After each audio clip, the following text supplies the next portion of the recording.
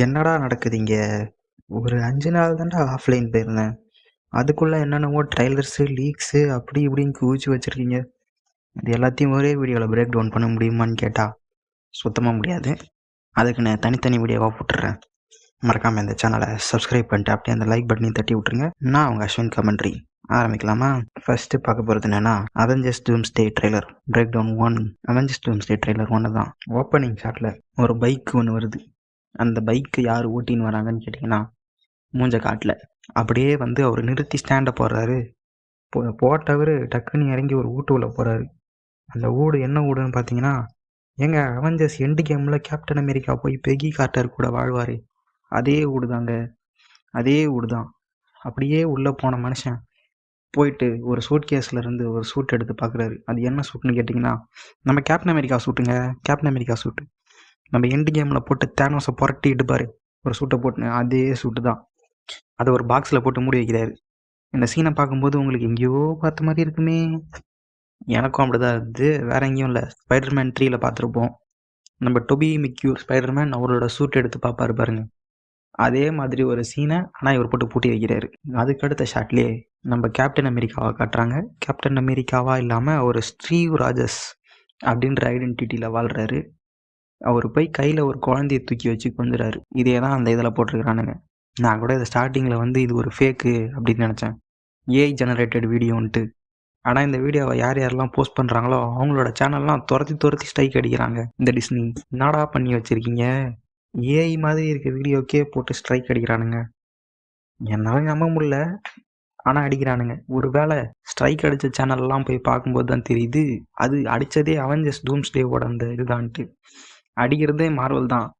அப்போ நான் ஒரு வேளை இருக்குமோன்னு தான் பிரேக் டவுனும் போட ஆரம்பிச்சிட்டேன். சரி, அடுத்தது இது எங்கே டூம்ஸ்டே கூட லிங்க் ஆக போகுது அப்படின்னு கேட்டிங்கன்னா, தெரியலங்க, சுத்தமாக தெரியல. இவங்க காட்டுறது வந்து ஒரு சின்ன குழந்தைய தான். அந்த குழந்தை ஆம்பளை குழந்தையா பொம்பளை குழந்தையான்னு கூட சொல்லலை. காமிக் படி எடுத்து பார்த்துருந்தீங்கன்னா இந்த மாதிரி ஒரு சம்பவம் அங்கே நடந்திருக்காது. அது எப்படின்னா வந்து வாட் இஃப் சீரீஸில் மட்டும்தான் தலைவனுக்கு குழந்தை இருக்கிற மாதிரி காமிச்சிருந்துருப்பாங்க. அதுவும் ஒரு விதத்தில் காமிச்சிருப்பாங்க. ஒரு எபிசோடில் என்னன்னா, கேப்டன் அமெரிக்காவுக்கும் பெகி கார்ட்டருக்கும் குழந்தை பிறந்திருக்கும். அதுதான் ஷேரன் ராஜர் வந்து எர்த் 415 சேர்ந்தவங்க. அதில் அப்படி காமிச்சிருப்பாங்க. ஆனால் நம்ம எம்சியூவில் ஷேரன் ராஜர் ஆல்ரெடி இருக்காங்க. யாருன்னு தெரியலையா? போய் சிவில் வாரில் எடுத்து பாருங்கோ, சிவில் வாரில் வந்திருப்பாங்கோ, அந்த அக்காவே தான். இது எப்படி இங்கே ப்ரெசென்ட் பண்ண போகிறாங்கன்னு தெரில. அதே மாதிரி இன்னொரு வாட் இஃப் சீரீஸில் ரோகுக்கும் கேப்டன் அமெரிக்காவுக்கும் பிறந்தது தான் ஷார்ட் ராஜர். அது வேற ஒரு பொண்ணுங்க, பச்சை கலரில் ரோகோட ட்ரெஸ்ஸை போட்டுன்னு கேப்டன் அமெரிக்காவோட ஷீல்டை தூக்கின்னு சுற்றின்னு நடக்கும். அதே மாதிரி இன்னொரு வாட் இஃப் சீரீஸில் ஜேம்ஸ் ராஜர்னு ஒருத்தன் இருந்திருப்பான். அவன் வேற யாரும் இல்லைங்க, நம்ம பிளாக் வீடோக்கா இருக்கிறாங்களே, பிளாக் வீடோ, அவங்களுக்கும் கேப்டன் அமெரிக்காவுக்கும் பிறந்தவன். இது மாதிரி ஒரு டைம் லைனில் ஒன்று நடந்திருக்கும். இது எங்கே டூம்ஸ்டே கூட இங்கே வந்து எம்சியூவில் லிங்க் ஆகுதுன்னு போட்டால் சுத்தமாக தெரியல. அதே மாதிரி எனக்கு ஒரு சந்தேகம் ஆரம்பத்துல இருந்தே இருந்துக்கிட்டு இருக்கு. இந்த ஆள் கேப்டன் அமெரிக்கா ஒரு டைம் லைனில் கரெக்டாக வந்து ஐஸ் கட்டியில் வரைஞ்சிருப்பாரு. இந்த டைம் லைனில் தலைவன் ஃப்யூச்சர்லேருந்து பாஸ்ட்டுக்கு வந்து வாழ்ந்துருந்தா அந்த இடத்தாண்ட 2 கேப்டன் அமெரிக்கா இருந்திருப்பாங்களே. அது எப்படி இன்கர்ஷன் ஈவெண்ட்டை கிரியேட் பண்ண வந்தது? என்னடா எங்கள் அண்ணன் லோக்கியை பார்த்தா மட்டும் இழிச்சவாய மாதிரி தெரியுதா அப்படின்னு கேட்கறது புரியுது. இது நீங்கள் லோக்கி சீசன் 1லேயே போய் பார்த்துருந்தீங்கன்னா பெகி கார்ட்டரை பிடிச்சின்னு போவானுங்க டிவியே. அதை எத்தனை வந்து இங்கே லிங்க் பண்ணுவானுங்களா என்னன்னு தெரில.